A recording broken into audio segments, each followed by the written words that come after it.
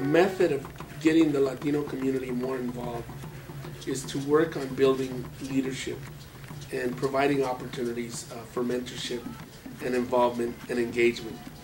I think the more you provide opportunities for the community to become engaged, the more that they will step up and get more involved in their communities. Hoy es un día de mucha significancia porque estamos celebrando más que un hombre, sino los valores que nos sostienen como una comunidad, nuestro camino para llevar mejor justicia para nuestra comunidad. Mi padre trabajó de PIB, él era parte de la unión de los campesinos, es como se dice en español.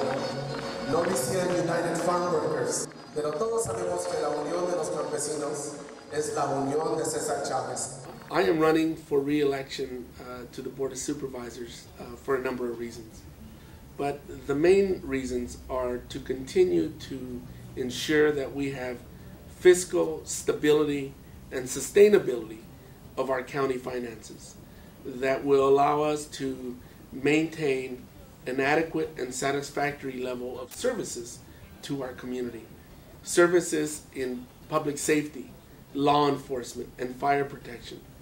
To ensure that we have programs that deal with gang violence, to ensure that our communities, our families, and our neighborhoods feel protected, and to ensure that we provide services as part of our safety net to those that are the most vulnerable in our community, families that are struggling during this difficult economic crisis, to ensure that we have health care, to ensure that we have social services and housing programs that really help these individuals and families gain their footing and not continue to fall in the spiral of disrepair and being indigent.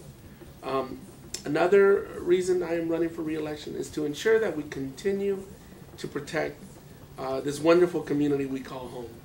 It's easy to forget about the important land use policies that we need to keep in place that protect our environment, our open spaces, our coastline, our mountainside, and to protect that we don't grow in a way that densifies our communities, that destroy what we all love about Santa Barbara County and the city of Santa Barbara as well, and Carpinteria, Summerlin, and Montecito.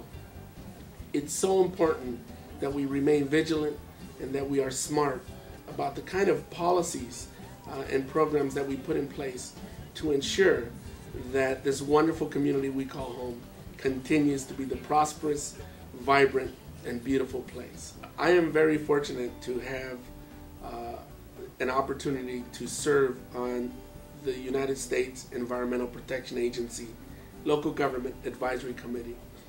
And it's a committee that is looking at various environmental policies and standards that are implemented by the federal government that have an impact on local government and the private sector. And we provide advice to the agency of the US EPA on how those types of policies are impacting local government and how we could implement such policies in a way that is most practical and most efficient. And it has been a real learning opportunity and a great opportunity for not only to participate, but to also bring Santa Barbara County's perspective to the table with such policies at the national level. And I am very grateful to have this opportunity.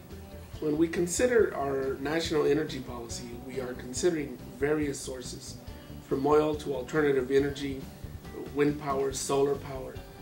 We are considering, we look at the issue of nuclear power, and they all have their obviously perils and their benefits. Certainly here we have, with the Diablo Canyon Nuclear Power Plant, a plant that's really close to home. And in light of what happened in Fukushima in Japan, clearly we are all very concerned that the highest standards are in place and safety standards are in place to make sure that we do not have a similar disaster off our coast. Everyone's vote is their voice, And I encourage everyone to get out and participate in our democracy and not to forget to vote.